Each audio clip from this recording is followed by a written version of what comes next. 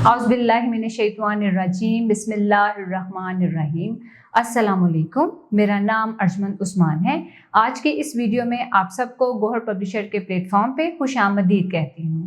ہمارا موٹو ہے redefining the geography of education through digital resources for conceptual learning. آج کی اس ویڈیو میں ہم گوہر اردو جماعت دوم کا سبق نمبر 1 کھولیں گے اور وہاں پر موجود نظم حمد کھولیں گے اور اس کی تشریح جانیں گے۔ تشریح پڑھنے سے پہلے میں آپ سے کچھ سوالات کرنا چاہتی ہوں، جیسا کہ سورج چاند تارے کس نے بنائے ہیں؟ جی ہاں، اللہ تعالیٰ نے۔ اللہ تعالیٰ کی بنائی ہوئی 5 چیزوں کے نام بتائیں۔ کون کون بتائے گا؟ آپ سب کو معلوم ہے، سورج، چاند، تارے، پھل، پودے، درخت، یہ سب کیا ہے؟ اللہ تعالیٰ کی دی ہوئی نعمتیں۔ شاباش پیارے بچوں، سبق شروع کرنے سے پہلے ہم حمد میں موجود خاص الفاظ پڑھیں گے۔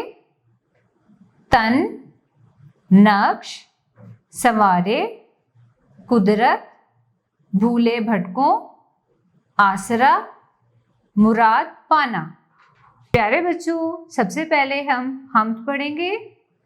تو زمین آسمان کا مالک، ساری دنیا جہاں کا مالک، میرے تن میری جان کا مالک، آسمان پر جو چاند تارے ہیں، تو نے یہ نقش سب سنوارے ہیں، تیری قدرت کے سب نظارے ہیں، بھولے بھٹکوں کا رہنما تو ہے، نا امیدوں کا آسرا تو ہے، سب کے دکھ درد کی دوا تو ہے، اپنے دکھ سب تجھے سناتے ہیں، تیرے آگے ہی سر جھکاتے ہیں، تجھ سے دل کی مراد پاتے ہیں۔ اس حمد کے شاعر کا نام صوفی غلام مصطفیٰ تبسم ہے۔ شاعر نے خوبصورتی کے ساتھ اللہ تعالیٰ کی وحدانیت کا ذکر کیا ہے، اللہ تعالیٰ کی بڑائی کا ذکر کیا ہے۔ پیارے بچوں، اب ہم حمد کی تشریح اور مفہوم کے بارے میں جانیں گے۔ بند نمبر 1، تو زمین آسمان کا مالک، ساری دنیا جہاں کا مالک، میرے تن میری جان کا مالک۔ اس کا مفہوم ہے، اے اللہ تو زمین اور آسمان کا مالک ہے، ساری دنیا جہاں کا مالک بھی ہے، اور میرے جسم و جان کا مالک بھی تو ہی ہے۔ تشریح۔ اس بند میں شاعر اللہ تعالیٰ کی تعریف بیان کرتے ہوئے کہتا ہے کہ تو ہی زمین و آسمان، میرے جسم و جاں، بلکہ ساری دنیا جہاں کا مالک ہے، تو ہی سب کا خالق ہے، تو ہی سب کو پیدا کرنے والا ہے، تو ہی وحدہ لا شریک ہے۔ اس زمین و آسمان میں جو کچھ بھی ہے، سب تو نے ہی بنایا ہے۔ بند نمبر 2، آسمان پر جو چاند تارے ہیں، تو نے یہ نقش سب سنوارے ہیں، تیری قدرت کے سب نظارے ہیں۔ اس کا مفہوم ہے، آسمان پر جو چاند اور تارے ہیں، یہ سب تو نے ہی بنائے اور سنوارے ہیں، یہ سب تیری قدرت کے نظارے ہیں۔ تشریح۔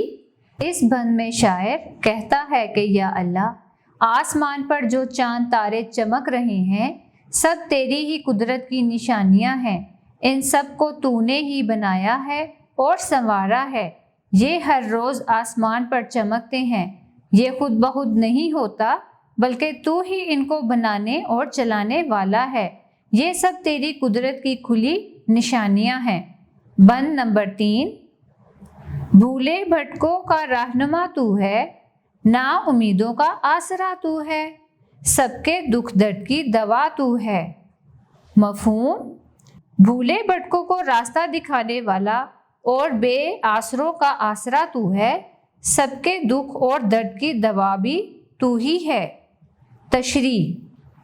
اس بند میں شاعر کہتا ہے کہ یا اللہ، اس دنیا میں راستہ بھولنے والوں کو راستہ دکھانے والا تو ہی ہے، جن کا کوئی آسرا نہیں، ان کا آسرا بھی تو ہی ہے، اور سب پریشان حالوں کے دلوں کی درد کی دوا بھی تو ہی ہے۔ ہر پریشان حال تجھ سے ہی دعا مانگتا ہے، اور تو سب کی دعاؤں کو سننے والا ہے۔ ہر ایک کی پریشانیاں دور کرنا تیرا ہی کام ہے۔ بند نمبر 4، اپنے دکھ سب تجھے ہی سناتے ہیں، تیرے آگے ہی سر جھکاتے ہیں، تجھ سے دل کی مراد پاتے ہیں۔ مفہوم: یا اللہ، سب تجھے ہی اپنے دکھ سناتے ہیں اور تیرے ہی آگے سر جھکاتے ہیں اور تجھ سے ہی اپنے دل کی مرادیں پاتے ہیں۔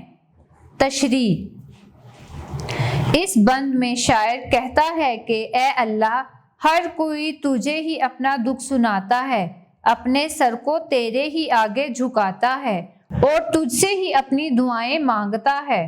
تو سب کی دعائیں سنتا ہے اور ان کو ان کے دل کی مرادیں دیتا ہے۔ تیرے سوا کون ہے؟ ہم سب کس کے پاس جائیں گے؟